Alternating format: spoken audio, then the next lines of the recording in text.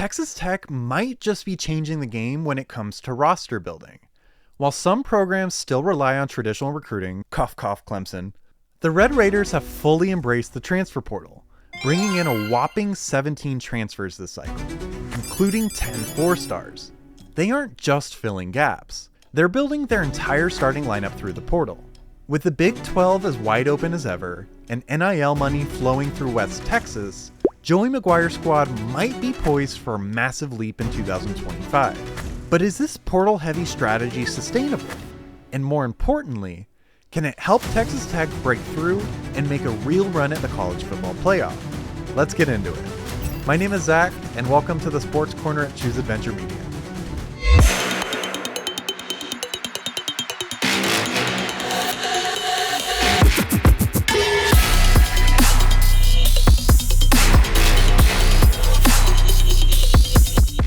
While some schools treat the transfer portal as a last resort, Texas Tech has embraced it as a core part of their team-building strategy. Joey McGuire and his staff recognized that competing with Texas, Texas A&M, and Oklahoma in traditional recruiting is a tall order. But NIL gives them a way to close the talent gap. A key factor in the Red Raiders portal success is the Matador Club, Texas Tech's NIL collective. This isn't just a small donor group, it's a well-organized, well-funded operation that ensures the Red Raiders stay competitive in this new era of college football. West Texas is loaded with oil and gas money, and many of those high-powered boosters have deep ties to Lubbock. They also have the backing of two former players who just sold their company Double Eagle for $4 billion, with a B. That financial backing has allowed Texas Tech to pull in high-caliber transfers while retaining some of their best players. We've seen how NIL-driven roster building works at places like Florida State, which had turned portal dominance into ACC contention. But we've also seen the shortcomings of this approach with the Seminoles' 2-10 record in 2024. Texas Tech seems to be following a similar blueprint, but on an even larger scale, almost rebuilding their entire roster through transfers. Before we get into the transfer class, it would really mean a lot to me if you could hit that subscribe button. It's free, doesn't sign you up for anything, and it really helps out the channel. Now, let's get back to Texas Tech's transfer portal class.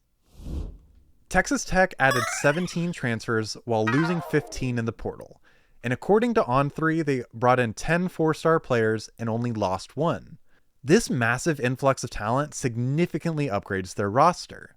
The incoming players' average rating is 81.77, while the outgoing players average 64.40, a clear upgrade in overall quality. And here are some of the key additions. Howard Sampson is an offensive tackle who's transferring in from North Carolina. At 6'8", 330 pounds, Sampson is a physical specimen. He was heavily pursued by Alabama and Missouri, but Texas Tech secured his signature, adding a player who could be a first-round NFL draft pick come next spring. Quentin Joyner is a running back from USC. A Texas native, Joyner returns home after a solid freshman year at USC, and he was almost guaranteed the starting spot there next year. He rushed for less than 500 yards, but averaged over 7.5 yards per carry on more than 60 attempts, showing his explosive potential in the right system. On3 literally gave him a 98% chance that he was going to sign with the Ohio State Buckeyes, but the Red Raiders beat them out for his signature. Lee Hunter is a defensive tackle transfer from UCF. He was rated the top defensive tackle in the portal this cycle, and with over 20 tackles for loss in the last 2 seasons at UCF, he brings both size and production to a revamped defensive line.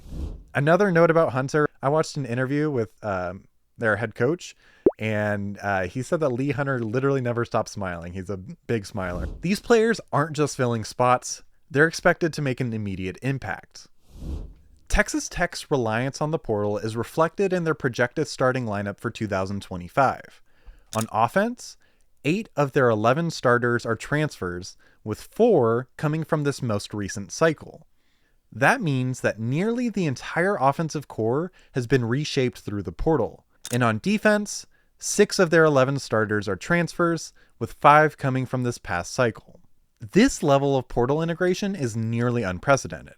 While schools like USC, Colorado, and Indiana have used the portal to overhaul their rosters, Texas Tech has built their entire starting lineup around it. But here's the big question. Is this sustainable?